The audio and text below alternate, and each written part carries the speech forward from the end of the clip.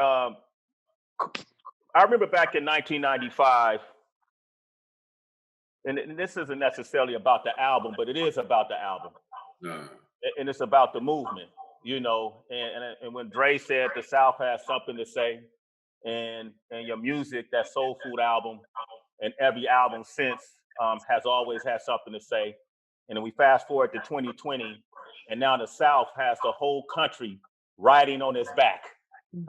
To determine the future of this nation is on the back of the South. It's on the back of Georgia. Is that what y'all meant back then when y'all were trying to say the South has something to say? Gip, I'm gonna start with you. Yeah, because we were fighting for the respect of the South. Like we wanted people to respect us. We wanted people to respect our opinion. We wanted people to respect our music, our mind. You know what I mean? And I feel like that's the reason why we went and made a record like Soul Food, because we knew that our people, no matter where they were, they could identify with Soul Food.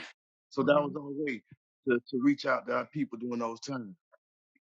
It's interesting because on Soul Food, I remember the track "Dirty South" that got so much backlash because of the truth that was in the song. Your depiction of the South. I remember it was getting banned and edited out in the whole nine. But now when you look at a portrait of what this country, the face of this country looks like now, it feels like that song was prophetic. CeeLo, does it surprise you what we're seeing in this country right now in terms of the division and how blatant it is? Or is this what you've been trying to say? No, I'm not. I don't think I'm surprised. I think a lot of it is to be expected. And I welcome the open, the the unapologetic, the open, the honest, the truthful, the transparent. Because you would much rather know your enemy, right? You know what I mean? Like they say they say don't interrupt your enemy while he's making a mistake. You know what I'm saying? So no, I can appreciate the climate that we are in socially, communally, because it's very signifying as far as I'm concerned. You know what I mean? And we've been called a number of different things, prophetic. You know what I mean? Like visionaries, forefathers, and so on and so forth. And so that feels like power. It feels very purposed, and it feels like a privilege. You know what I mean? But it's still ultimately at the end of the day a pursuit of happiness. You know what I mean? And in that, you know what I mean? Like we want to be able to communicate as honestly and as effectively as our opposition or our adversaries. You know what I mean? Like and I believe that our 25-year trudge has been impressive. So when I say I welcome it, it's because I believe that our resilience, even our enemies are impressed. You know what I'm saying?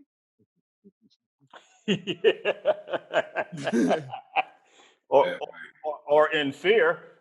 Yeah. You know what I'm saying? Like, you feel me? Like, sometimes they become complacent and think there's no competition for them. There's no counterbalance. You know what I mean? Yeah, absolutely.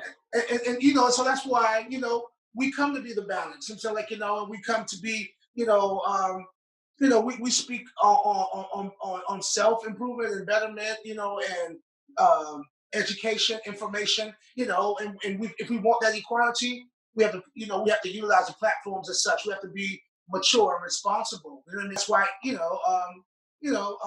hip hop is such a power structure. You know what I mean? But only thing that's very ironic to me though is that in this day and time we have so much reach, so much influence, so much power, so much visibility and exposure and accessibility, but we're operating on our lowest vibration. Yes. You know what I'm saying? Speak on that.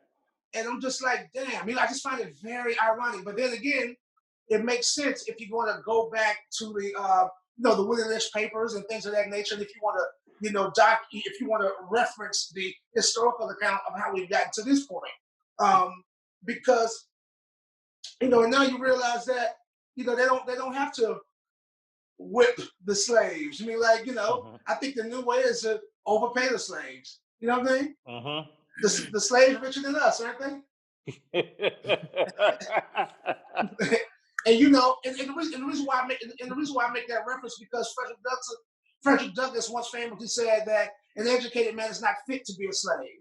And then Harriet Tubman says, yes, I freed many a slave, and I would have freed even more if only they knew that they were slaves. You know what I mean? So we come to be that dialogue, that conversation, and that confrontation. That's what Goodie Mob was about. Goodie Mob, there it is, man. Survival Kit is the project that's out right now. HB, have the B. I'm gonna let the legend jump in. You want to tap in? I do, because we were having a what's up, y'all? Man, thank y'all so much for doing the show today. But we were having a conversation right here on this show the other day about just certain groups and certain projects that came out over 20 years ago. We talked about A Tribe Called Quest and Midnight Marauders. We talked about Wu-Tang and the 36 Chambers. And we were also talking about that interesting dynamic between East Coast groups and then you had West Coast groups. But for us, we could never quite figure out like what the South was about. We knew we had relatives down South being from the East Coast, but we didn't really quite understand what those groups were about from the South. How did y'all get embraced when y'all first hit the East Coast, first came to New York, or first came to the West Coast? How did folks embrace y'all, other artists? Were y'all getting love, or people was like not really checking for y'all? Anybody could answer that. Cujo, Gip, Timo, anybody. I mean, I think from the artists, we weren't getting them but love from the artists. I mean, I remember us running into Wu-Tang when we was doing the Apollo one day up in New York. Ran into Wu-Tang, we sat outside, chopped it up for a long ass time. So dope. It went never. I mean, I always thought New York was like a tough love type of spot that you had to go through in order to make your rounds. You know what I mean? So like the infamous the South Guys come to stay when Dre was up there on the stage and the mob walked up on the stage and we got booed. That was all right though. That was okay because if we walked out the stage and started crying like some little bitches, we wouldn't be able to come back up and get no respect. You know what I mean? So we actually came back up to New York. And I think we did the Apollo again, man. It wasn't nothing but love. So in this business, I mean, you got to I mean, we from the South anyway, so we already know what it was all about. You know, we already know people thought that we talked different. People thought the only type of music that we could make was, you know what I'm saying, strip club music. But actually that was a tribute to Luke. You know what I mean? Thanks. We still had shit like Kilo Ali. We still had shit like Ghetto Mafia, still had shit like the Hard Boys, like Damage. Like, I mean, we had a variety of music up here. We just didn't really have no major record labels to catapult our shit out there so everybody could really hear what the South was about, because you really only heard what the South was about was with Outkast. You know what I mean? Really. And then Goodie Mob coming right behind them. But it was a whole load of motherfuckers before us that, you know what I'm saying, nobody got a chance to really hear, you know what I'm saying, how they thought, you know what I'm saying? Right. Anybody else wanted to speak on that too? What was your experience like? I'm gonna tell you one of the best experiences we ever had. One of the best experiences we ever had was when we performed with the Fugees, Biggie, and Goodie Mob. Wow. In Harlem. That's when Big had on the blue polo, and he had on the shorts, and he walked down there. He did that day. We was like, wow, like that's what he was on. What's the name of that building? It's right there on the corner of 125th. It's like an art center. Like it's the state office building, the Adam Clayton Powell building. Right. Yep. Yeah. I definitely remember that day. I remember one of the first times we came to New York. We were coming for Outkast's release party for Southern Playlist to Cadillac Music, and early on, I mean, like we were cool with Bad Boy because people got to know some of the history, and I try to be quick about it. You know, but Puffy directed Players Ball for Outkast, right? You know what I'm saying? So we were in each other's camps, you know, and supporting each other. So, you know, they came out and showed their love. And we were just talking about this the other day, so it's fresh on my mind. But, yeah. You know, Yeah, Biggie was right in front of the stage, and you got to remember that this album it was the release day, so like apparently they had got an advanced copy or something, you know what I mean? And but amazingly enough, Big was in the front of the stage doing the entire verse, my verse on Get Up, Get Out, you know what I mean? Wow. And for all of the right reasons, Big was really fond of me, and because we had that support, and we had that camaraderie. So I remember this was before Ready to Die and all of that. And, we stood and we talked, in the crowd. And he was like, yo, when you get your situation together, I want you to come be a part of my album. That was never able to happen, but I did go on to be able to do some writing for Puffy and things of that nature. And then I also remember that night we was freestyling in the audience with the boot camp clique, so I got a chance to meet Buck and Ruck and Rock and all of them. Yeah. Strange Wonder, all of them. Oh yeah, man. Yeah. That's a great story, y'all. That was a great, man. That's dope. Yeah, man. Hey, let me ask you this, because I know Podcast Family in Atlanta, and I remember seeing a clip of an interview where he said that he had the Machiavelli album coming out, and he was going to put out another project called One Nation. He was just waiting to work with Goodie Mob, and then the interview cut off. Do y'all know about that? Did that ever happen, or was that just Timo? You know something about that? Come on, Mo. Yeah, I actually I can't remember him talking about putting together like this big group called One Nation, and he did want to get with us and do some music with us. We actually went to the studio with him on one occasion right before he passed, and he had let us hear some records. When we went in there, we kind of chopped it up with him. Established a pretty good rapport with him. He was a good dude, man. Untimely demise, most definitely, man. But it was gonna happen. It was gonna happen. Yeah. Wow. Can you even imagine that? CeeLo, when you bring up the Players Ball, like I remember I used to play, the whole Southern Playalistic album on KBL in San Francisco, right? And I knew that story about Puff directing the video. And then we had heard, I can't think, me and my partner, King Tech, had heard that when they came to Atlanta, they saw how you guys got down. They saw your style, they saw your fashion, they saw, even slang that y'all had in Atlanta. And then you could kind of see that in that bad boy swag after they left Atlanta. Now, I ain't saying okay, would you agree with that? Oh, yeah, definitely, man. Back. Okay. Definitely. Even the hook for Big Papa, that was borrowed from Outkast, because it used to just be a call and response in the Outkast show. Throw your hands in the air if you're a real player. You feel me? We thought it was. I mean, we thought it was. I wasn't mad at it, but then again, they didn't take it from me. Not like not everybody was on the same alignment with that. So and I think Outkast was going to shelve that record, but then they ended up putting it on ATL.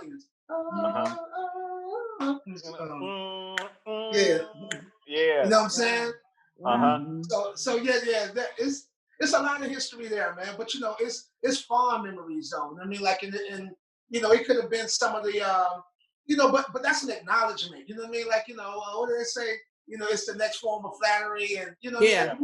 We were still building. You know what I'm saying? Like we, a lot of stuff that we may have been doing at that time, we didn't even know if it was worth still or not.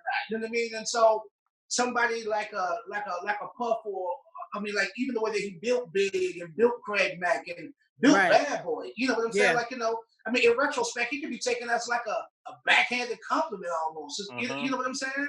Y'all agree on this? Yeah, I do. That's what's crazy a little bit. That's what I wanted to ask Gip, because Gip, I always noticed way back then, you always had an ill style in terms of fashion. Like all your fits used to be crazy, used to be a little bit different. And you fast forward now, you see a lot of artists that get credit for their fits and their style of fashion. They do these collabs with all of these big houses, these labels and whatnot. Do you regret, I don't even know if regret is the right word, that you didn't have the opportunity to work with a Gucci or Louis Vuitton or whatever. But I always noticed like you were one of the very first to have like a very ill style in terms of your fits. Facts. I'm not. You know what? It's a difference. I'm the kind of artist like George Clinton, Sly Stone, Those kind of artists. My outfits are personal, not for sale. I love what everybody did in fashion. Right. But I wasn't here to do that. I'm here to do what I do. What's for me is for me. Got it. I love fashion, but at the end of the day, that's only my part to make sure the Goodie Mob is seen and heard. One thing that I thought about back when we first started, I said they don't understand us. A lot of our lingo is just different. But I said if they see us, they'll never forget us.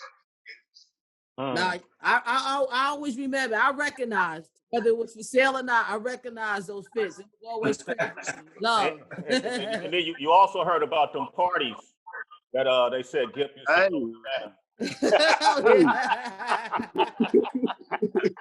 Oh yeah, that's rock and roll Gip right there. Early parties. You think about them early ones. I heard about them too. In Jersey. Were those parties true? Was that true? Like they used to say you used to do the swinger parties. I did everything, Sway. I set the bar. All right. Okay, you know what I find? The reason why I brought up that. The reason why I brought up Puff directing the video, and then even the influences that the Atlanta had on, even when they left, and then Heather bringing up the fashion and how Gip kind of you triggered something, man. You were way out the box, bro, and it worked, and you were so confident with it. We've seen others follow. So now when you see Thugger or who gets dressed up, you see a lot of different artists being able to experiment. They got that audacity from everything that you guys laid down. Folks don't even realize how much influence the South has had on hip hop on the East Coast even. So now when you listen to a lot of New York artists, they sound like they got a big influence in Atlanta. But there was a point when I feel like the industry was really coming down on Atlanta artists when the whole mumble rap movement happened, and it almost reminded me similarly of what was happening with, Goodie Mob and Outkast back in the day when people didn't understand what was happening. Yeah. And now that's the main staple of the music business. Cujo, when that was happening, when you was hearing people really tear down Atlanta artists for a brief moment, what was your thoughts about that?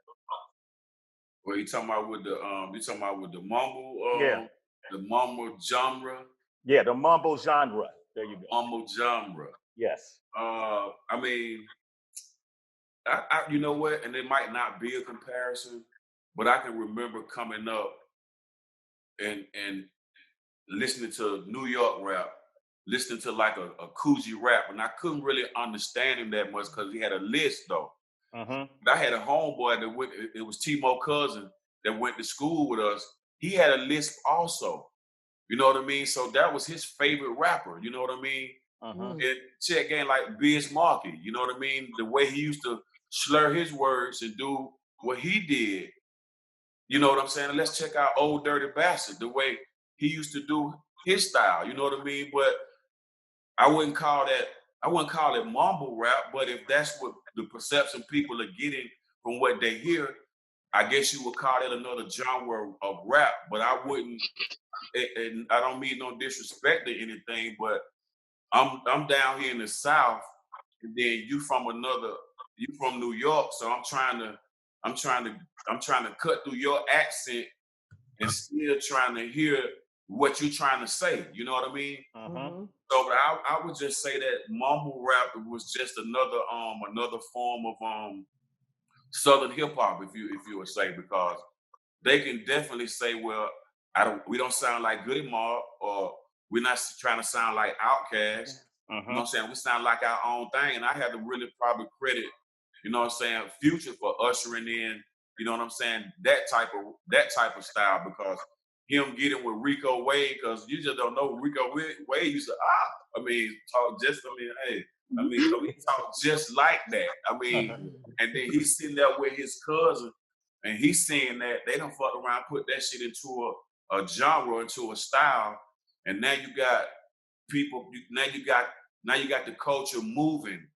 Now you got the culture not being stagnated into some just always old school, but it's got to stay fresh. You know what I mean? The lingo got to be The lingo got to be juicy. You know what I mean? Everything got to be drippy.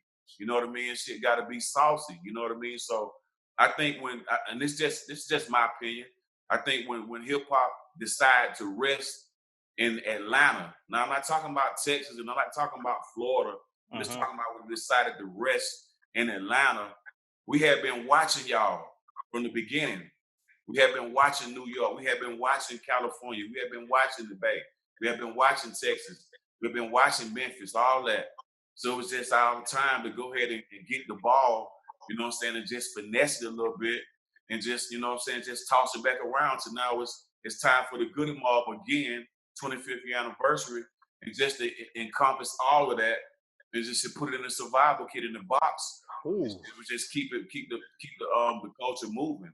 You know what I mean? If you ask me. There you go. Well said, Joe. Yo, well man, said. hey, and that transition right there was boss, baby. Yo, Timo, what you drinking? Because it seems like it's just me and you. What you drinking, Timo? 42. You ever heard of that? That's Sweetwater 42. Oh, okay. All right. That's Sweetwater. I like that. A brewery in Atlanta. Got there, Heather? Tequila straight. That's just, you know. Oh, damn. That's my bad. Heather cheating over there. Get it, Heather. That's how you do it. Hey, man. The Survival Kit album, I feel like I've been properly warned. I've been properly informed. I hear the call. I see the signal in the sky. That's what I walked away with when I listened to this album. I went and cleaned out the barrel of my gun. Wow. When I heard this album. I practiced my aim when I heard this album. I start doing push-ups like y'all tell me we got to get ready. For sure. Because it's in our face right now. You got a song called Calm Before the Storm. And I can't remember the hook. Can one of y'all say the hook? The tip of the iceberg? I mean, it's just as simple as the calm before the storm. You've been warned. And I was just using that thing from Public Enemy. Warned. Yeah. Just kind of put that in there. And the calm before the storm is like everything like this year. You know what I mean? This year was very beautiful, man, in March. You know what I'm saying? It just so happened this shit jumped off on my birthday, March 13th. But before then, everything was looking real beautiful. You know what I mean? We was thinking about doing the tour, you know what I mean? But all that shit everything just stopped. And everybody had to sit back and reevaluate shit and just really, you know what I'm saying, just really get your mind right and just really grasp about what's going on and still at the same time try to be entertaining. You know what I mean? That's kind of always been our default. Niggas been looking for us to say something, but still at the end of the day, somebody else will get, oh, that's the greatest group in the world.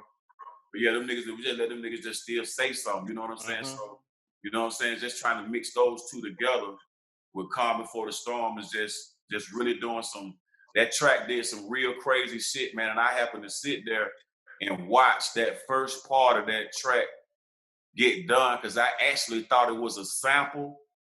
But the guy that usually played the bass for us, he actually made that motherfucker. Damn. Yeah. He actually made it. Yes, I thought that was a sample from a Wu-Tang album or some shit. No, he actually put that shit together. He made that shit. Handcrafted that bitch by hand. The whole album, though, like when I listen to it's funny you say that and you brought up genres because this to me is a genre-less album. You know, when you listen to songs like Back to Back and then you hear something like No Cigar, which doesn't sound like anything else out there. But then you hear Calm Before the Storm or Are You Ready? It's just so many different stimulations and sounds that's coming. But it's also spiritually based. And I'm curious to you guys, I think why I've always had an affinity for Goodie Mob is because of my teachings as a child, you know, from my parents and my grandparents who are from the South, from Louisiana. And my parents grew up in Oakland. So I grew up in a certain mind state. Yeah. That's where I got informed about spirituality. That's where I got informed about politics. about human rights, about, you know, how to build a nation, so on and so forth. I'm curious to if you can share without giving up too much. Where were y'all informed? How did your spirituality get informed? I'll start with you, Cujo. I'm gonna keep it 1K with you, man. I just figured out, you know, a lot of people used to say, man, no, knowledge of self, knowledge of self. I used to hear a lot of that from New York, knowledge of self. And I really didn't really know what that meant. You know what I mean? I didn't know if that meant, you know what I'm saying, being a Muslim, or I didn't know if that meant being a 5%er. I didn't know if that meant being a rebel. I just didn't know. You know what I mean? But once I started reading this book, once I started reading the Torah as a history book and not a religious book, shit started falling into place to me. Like, why are we here in America, and why we get shot down in the streets by the police, and why we always killing each other up in like we do. It's the history book. Got those conquered, got a hold to that shit. Then I'm able to get into that mode to where I'm bold like a lion now. You know what I'm saying? Because I know my history. It might not be your history, but I know my history. And my folk that came before me, it wasn't able to be broken down to them like that. So they kept thinking that this was the Torah was religion. But that's my foundation. Once I found truth, ain't shit you can't stop me once I find truth. You know what I mean? I ain't mad at that. What about you guys, CeeLo?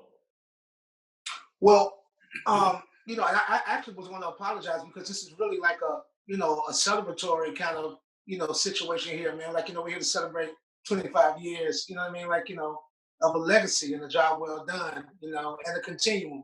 Absolutely. But I felt like I felt like I'm in a weighed in too heavily just right out of the gate. You know what I mean? And I feel I have this large inclination, you know what I mean? Like, and I become prompted by politics and social commentary, you know what I'm saying? Like, because I feel dutified. You know what I mean? Like, I feel like, as soon as I know something, I should share it. You know what I mean? Like, in the heat and, of that moment, in time, in the event that, you know what I mean, I don't have another opportunity. You know what I mean? Like, and I think sometimes, for me, it's like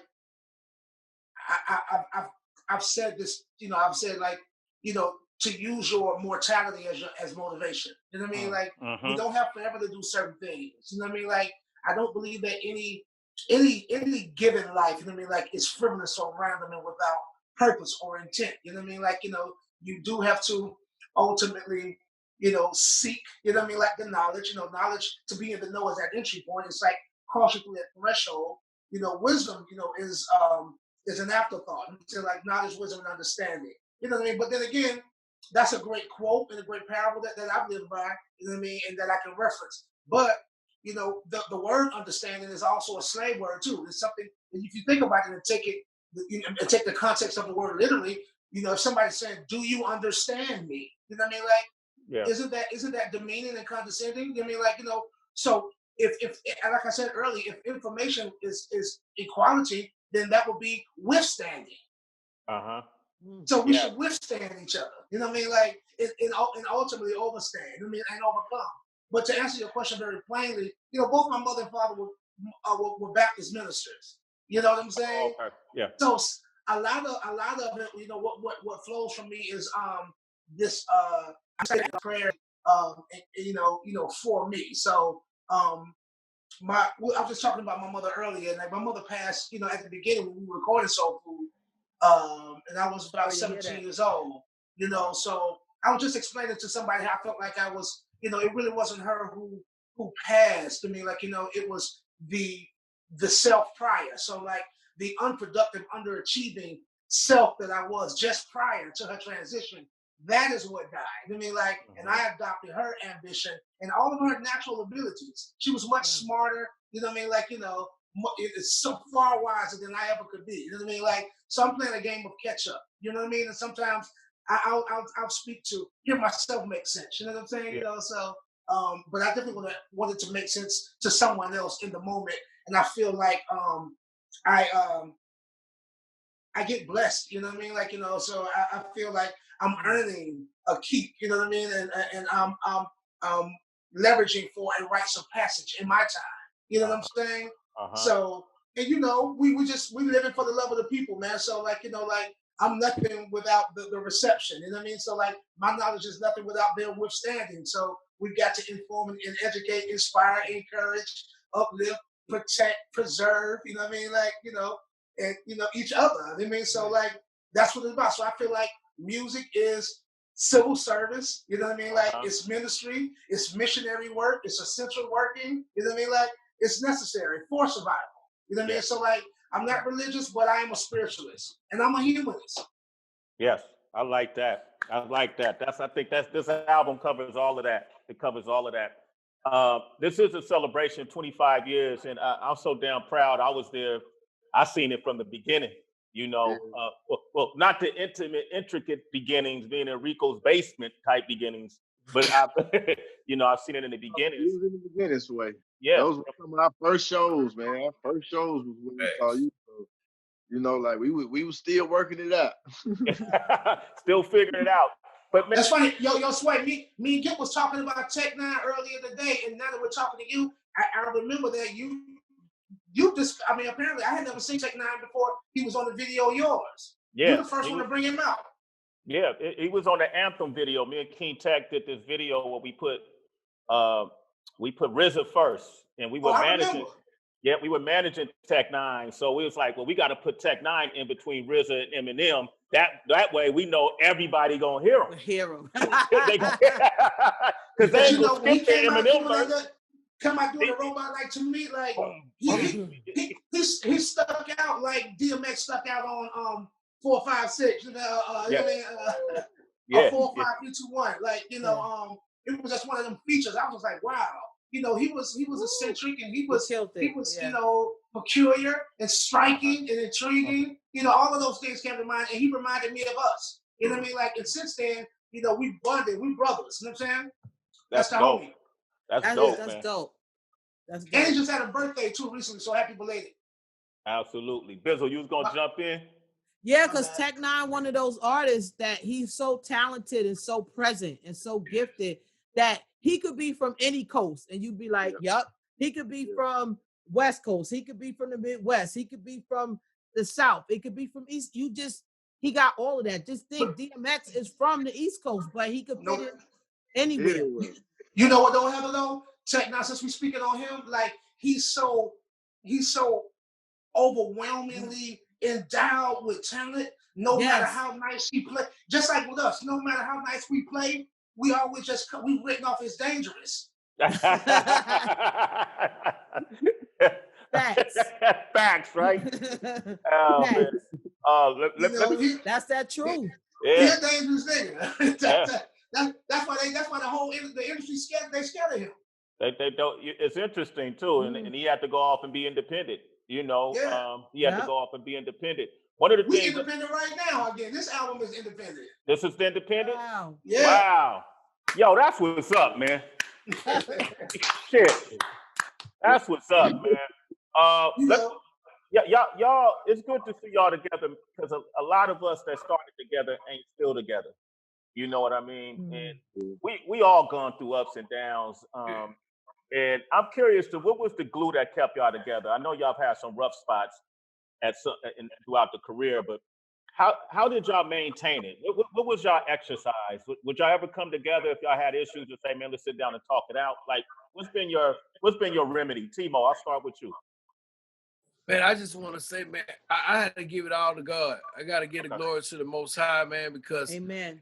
At the end of the day, we just men, you know what I mean? And so that means we subject to make mistakes and make errors. So ain't nothing perfect about none of us, man. So, we still learning. We're a work in progress to the day we gone. And the good thing about it is that we grew up together. So we got a real history. You know what I'm saying? Didn't nobody put us together. Actually, we were kind of put together in a certain sense. But the good thing about us being put together is that our history was so deeply rooted. Me and CeeLo, went to elementary school together and went to daycare together right after that. You know what I'm saying? So I knew his family. I knew him. I knew his sister growing up. His grandmother lived in the neighborhood on the street behind mine.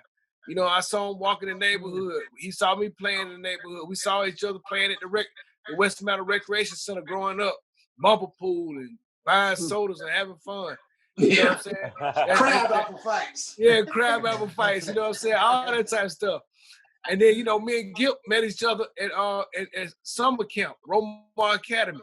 You know, and ironically enough, that's the year Connect 4 came out. And that's all we used to play all the time. Am I lying, Gip? Nope.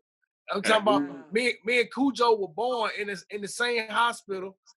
Wow. And we was in there at the same time and didn't even know each other. We were both born at Piedmont Hospital. I was born in February. He was born in March. And I was a premature baby, so I stayed in there a whole extra month. And he was in there. He was still in there when I was in there. We were in there together. Ain't nobody but God. That ain't nobody but God. That's God. Yeah, man. And watch this. I'm the oldest. I'm born in February. Cujo the next oldest. He born in March. Gip the next oldest. He born in April. And CeeLo the baby, he born in May. Come on, man. Come on, man. Goodie Mob. Connect 4. Connect 4, baby. Yes, sir. Oh, that's dope. That's the next album. That's the next album. Connect 4. It should be. That's the one Heather gonna be on. All right. Come on, y'all got a whole new edition of a board video game, everything. That's the real Connect 4. That's merch. That's a dope idea. Yeah, let's get it. Hey, let me ask you this real quick. I know Swiss Beats recently he was talking to Fat Joe, and he talked about doing a versus. And he said he was working on one with Tribe Called Quest and Outkast. Y'all hear about this? Really? Yeah. About it, yeah. You heard about that? You were talking about last night, yeah. What y'all think of that? I love it, man. I mean, I would say that's an even match. That shit's dope. I mean, that shit hard. It's a lot of hits gonna be slanging around. A lot of platinum shit gonna be going on around there, man. A lot of tequila. A lot of great stories too, man. Hey, I mean, that's good for it's good for the culture, man, because I don't think they doing that shit in rock and roll or country.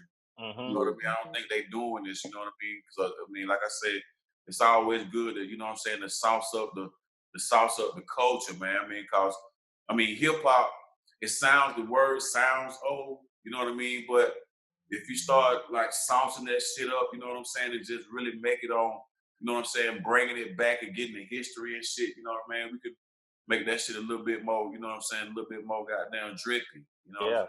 I like that. Mm-hmm. I like that. Hey, so that means if Swiss is able to pull this off, that we gonna see Goodie Mob maybe coming into the verses and performing some of the songs y'all did with Dre and Big Boy, right? Ooh. You got it first. Hey, look, man, I want to say thank y'all, man. It's I can't even tell you enough. I feel like this is a family reunion. Right. We all looking good. You know what I mean? We all doing what we're all impacting the world in a way, and we're supporting our youth. And I love the messaging that's been consistent for 25 plus years. Wow. I'm gonna tell y'all, I love y'all. Gip. Love y'all. I love you. Timo, I love you. Cujo, I love you. Angelo, I love you. Love y'all. Love you too, big bro.